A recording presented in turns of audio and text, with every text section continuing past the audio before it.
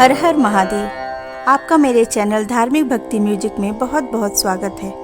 आज मैं आपको श्रावण मास की सभी जानकारियाँ दूंगी। यह पवित्र मास कब से शुरू हो रहा है, इस मास में कितने सोमवार पड़ेंगे, श्रावण मास की पौराणिक कथा क्या है, श्रावण मास में शिव जी एवं माँ पार्वती की उपासना किस प्रकार करनी चाहिए, श्रावण मास में किन किन बातों का ध्यान रखना चाहिए तथा क्या खाना चाहिए क्या नहीं खाना चाहिए एवं पूजा की संपूर्ण जानकारी मैं आपको दूंगी। इस साल श्रावण मास, जिसे हम सावन का महीना भी कहते हैं, 2025 में 11 जुलाई से शुरू होकर 9 अगस्त को समाप्त होगा।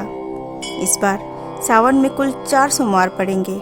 सावन का पहला सोमवार 14 जुलाई को है, सावन का दूसरा सोमवार 21 जुलाई को पड़ेगा, सावन का तीसरा सोमवार 28 जुलाई को तथा सावन का चौथा सोमवार 4 अगस्त को पड़ेगा।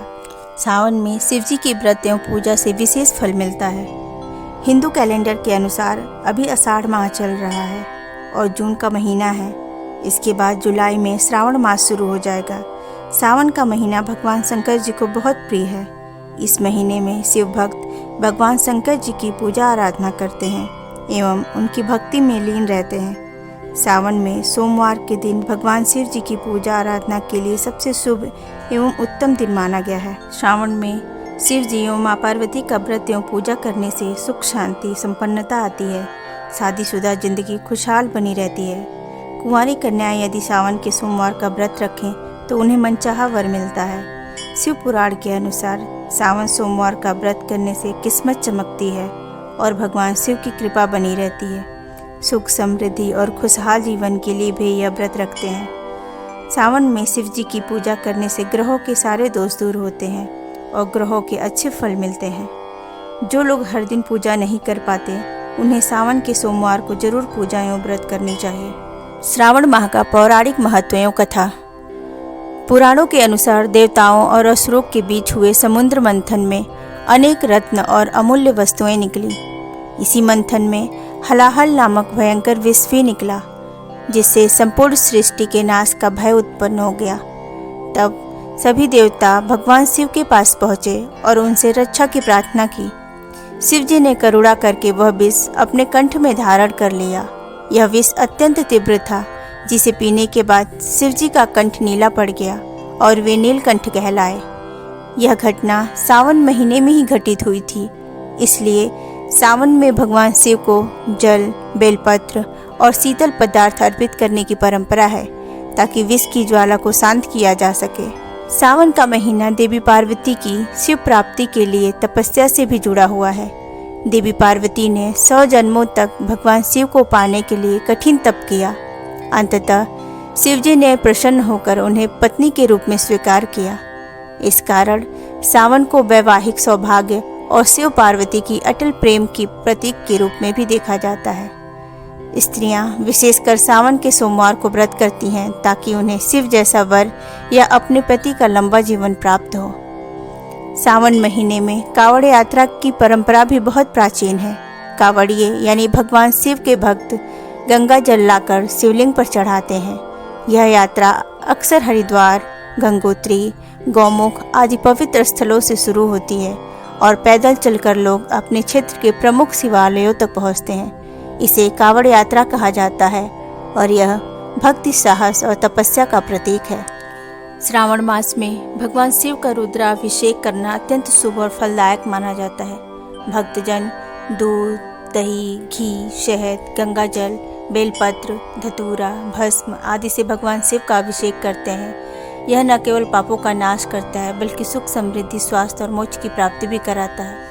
पौराणिक मान्यताओं के अनुसार अलग अलग पदार्थों से किए गए अभिषेक का फल अलग अलग प्राप्त होता है। जल वर्षा के लिए, कुशोदक असाध्य रोगों से शांति के लिए, दही भवन और वाहन की प्राप्ति के लिए, गन्ने का रस धन और लक्ष्मी की प्राप्ति के लिए, शहद और घी धन वृद्धि के लिए, तीर्थ जल मोक्ष की प्राप्ति के लिए, इत्र मिला जल बीमारियों को दूर करने के लिए, गंगा जल भगवान शिव को प्रसन्न करने और सभी मनोकामनाएं पूरी करने के लिए, पंचामृत सुख समृद्धि और ऐश्वर्य की प्राप्ति के लिए, कच्चा दूध मनचाहा जीवन साथी पाने के लिए और कुंडली में चंद्रमा को मजबूत करने के लिए, काले तिल और बेलपत्र अशुभ ग्रहों के प्रभाव को समाप्त करने के लिए, गन्ने का रस और गुड़ धन संबंधी समस्याओं को दूर करने और माँ लक्ष्मी की कृपा पाने के लिए तथा व्यवसाय में आई समस्याओं को दूर करने के लिए, फलों के रस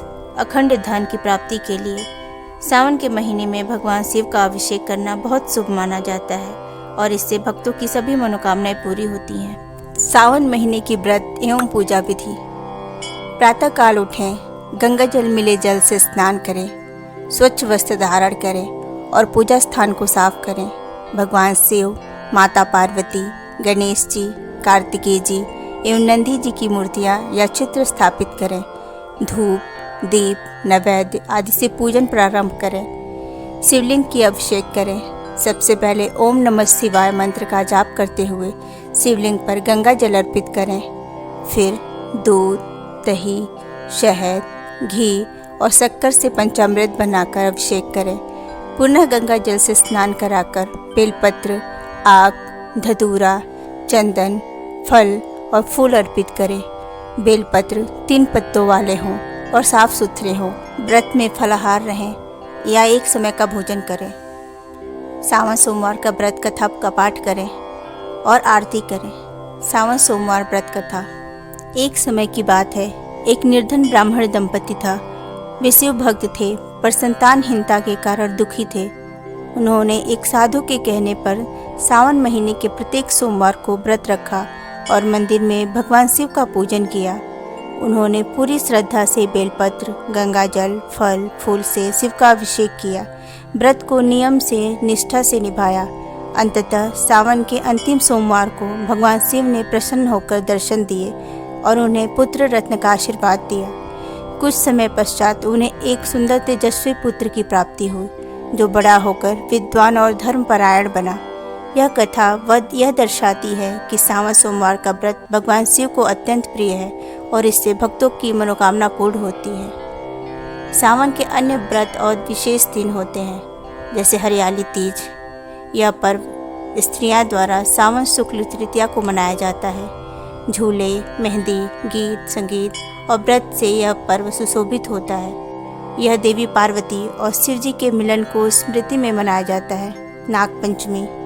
सावन शुक्ल पंचमी को नागों की पूजा की जाती है। नाग देवता को दूध अर्पित करके भय और विष से मुक्त की कामना की जाती है। सावन पूर्णिमा को रक्षाबंधन पर्व आता है। यह भाई बहन के पवित्र रिश्ते का प्रतीक है। भक्ति और आस्था के रंग में रंगा सावन केवल एक धार्मिक महीना नहीं, बल्कि आस्था, प्रेम, परंपरा और प्रकृति से जुड़ी अनुभूति है। चारों ओर हरियाली, वर्षा की बूंदें, मंदिरों में गूंजते मंत्र, शिव भक्तों की टोलियाँ, गीत, संगीत, व्रत, कथा, झूले सब मिलकर इस माह को विशेष बना देते हैं। सावन महीने में क्या करें और क्या ना करें, क्या खाएं और क्या ना खाएं, ये मैं आपको बताती हूँ। सावन में प्रतिदिन भगवान शिव की पूजा करें, उन्हें जल अर्पित करें और बेलपत्र चढ़ाएं। सावन के सोमवार का व्रत रखें। अगर आप शारीरिक रूप से सक्षम हैं तो सात्विक भोजन करें। सावन महीने में मांसाहारी भोजन नहीं करना चाहिए। दान पुण्य का कार्य करें, गरीबों को भोजन कराएं, ब्रह्मचर्य नियम का पालन करें, शिव मंत्रों का जाप करें और संध्या काल में आरती अवश्य करें। सभी संकटों से निजात पाने के लिए रोजाना महामृत्युंजय मंत्र का जाप करें। सावन सोमवार पर पंडित से सलाह लेकर रुद्राक्ष धारण करें। मंदिरों की सफाई करें। सुबह जल्दी उठें, स्नान करें। शिवलिंग पर गंगा जल, दूध, दही, घी, शहद एवं शक्कर मिले पंचामृत से अभिषेक करें। सात्विक भोजन का सेवन करें, जैसे कि फल, सब्जियां, दूध, दही, मेवे और साबुत अनाज। सावन में तुलसी पत्ता न चढ़ाएं। शिव जी की पूजा के दौरान तुलसी दल का प्रयोग न करें। सावन में साग एवं पत्तेदार सब्जियां नहीं खानी चाहिए। सावन में मांसाहारी भोजन न करें। सावन में बाल एवं दाढ़ी न कटवाएं। ज़्यादा मसालेदार भोजन न करें। शराब एवं धूम्रपान से बचें। सावन में तामसिक भोजन नहीं करनी चाहिए। सावन में दोपहर में सोना नहीं चाहिए। सावन में की गई पूजा, अर्चना, दान पुण्य और व्रत उपवास का फल 100 गुना अधिक मिलता है। इस मास में की गई साधना अत्यधिक सकारात्मकता और शांति देती है। रुद्राभिषेक और महामृत्युंजय मंत्र जाप इस माह में विशेष फलदायी माने जाते हैं। सावन का महीना धर्म, भक्ति और अध्यात्म की त्रिवेणी है। यह केवल पूजा पाठ का समय नहीं, बल्कि आत्मशुद्धि, संयम और प्रकृति से जुड़ने का अवसर है। भगवान शिव की कृपा प्राप्त करने के लिए यह महीना अत्यंत महत्वपूर्ण है। जो भी श्रद्धा से इस माह में भगवान शिव का स्मरण करता है, उसकी सभी मनोकामनाएं पूरी होती हैं। श्रावण वास्तव में ईश्वर से मिलने का सेतु है, आस्था का पर्व है तथा सच्चे मन से की गई पूजा के फल की प्राप्ति का महीना है। अगर आपको हमारे द्वारा दी गई जानकारी अच्छी लगी हो तो कृपया हमारे वीडियो को लाइक एवं शेयर करें तथा हमारे चैनल को सब्सक्राइब करें तथा कमेंट बॉक्स में हर हर महादेव लिखना ना भूलें। ओम नमः पार्वती पतये हर हर महादेव।